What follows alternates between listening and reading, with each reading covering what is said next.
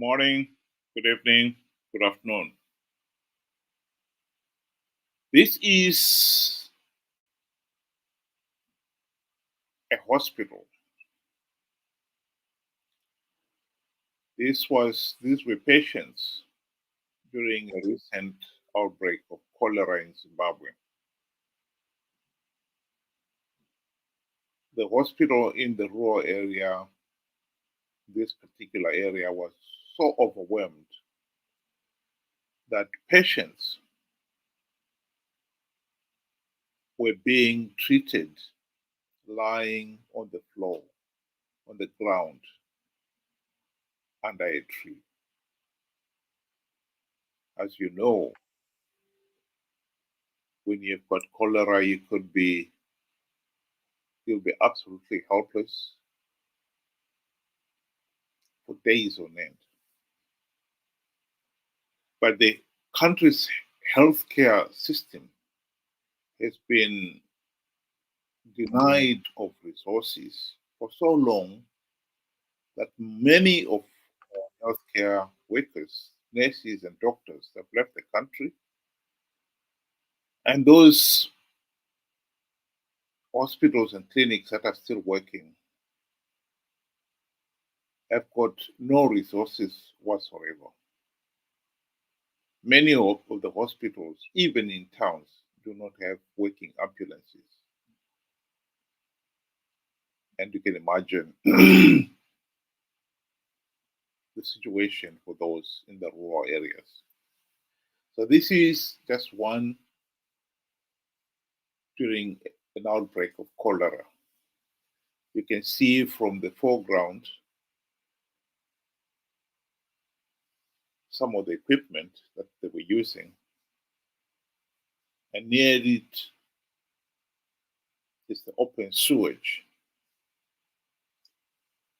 from the cholera patients. Compare and contrast that with this. The empowerment for Zanu PF, the Youth League, from His Excellency the President Idi Mnangagwa, a man of the people, President Wewano, empowering our youth, leaving no one and no place behind, including my youth. Tichiti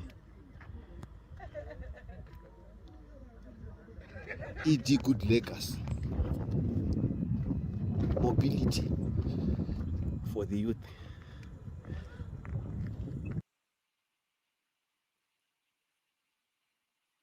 This has become the norm in Zimbabwe. This is what happens to a country when the glory of Caesar trumps the good of Rome.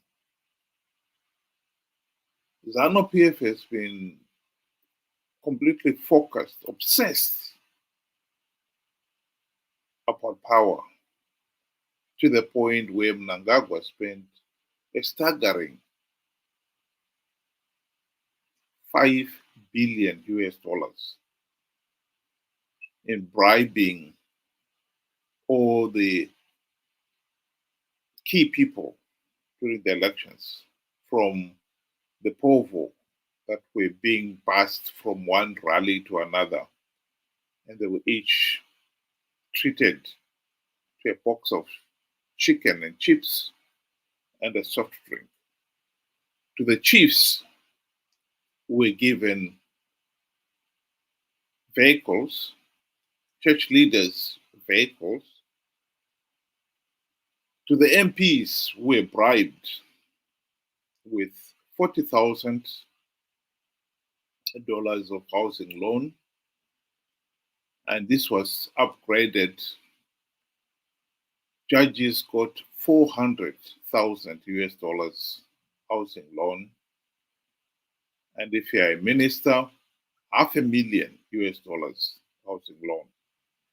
They called housing loan, but everybody knew that none of them were expected to repay it. The importance of retaining power has become the number one priority for Zanu PF. at the expense of the good of the country. Right now, the country is in the middle of a serious drought. Zimbabwe, like many other countries in the SADC region, has been begging for food aid. And then they see this. If you are a donor, you are lost to dig and help these people. If you can afford to buy a fleet of cars for Zanu PF proxies, surely you should be able to afford to buy food to feed your own people. But alas, that's not the case. We cannot avoid this key point. We have to address this problem of the country's wealth, resources now being diverted and being used to keep the Zanu PF in power. This is at the heart of our problem. And the problem is not going to go away. We need to address this problem. The people of Zimbabwe cannot afford this criminal waste of resources, material and human resources, just to keep Zanu PF in power. We need to address this problem. The glory of Caesar has now become more important than the good of Rome. That is the problem. What is the solution? The solution is we need free, fair, and credible elections so that all Zimbabweans have a meaningful say in the governance of the country. We're not going to have that between now and the next election in 2028. So what is the best plan B? Well, plan B has to be that we do not participate in another flawed election just to give Zanu PF legitimacy. Last year, the people of Zimbabwe were conned by Nelson Chamisa and company into participating in these flawed elections. He made them believe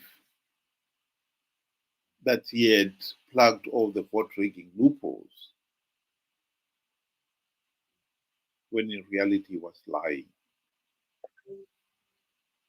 What is interesting about that is that the people were conned to participate in 2018 election on the basis of a similar lie. At the time, Chamisa lied that he, MDC Alliance, had stringent measures to stop Zanu PF rigging the elections.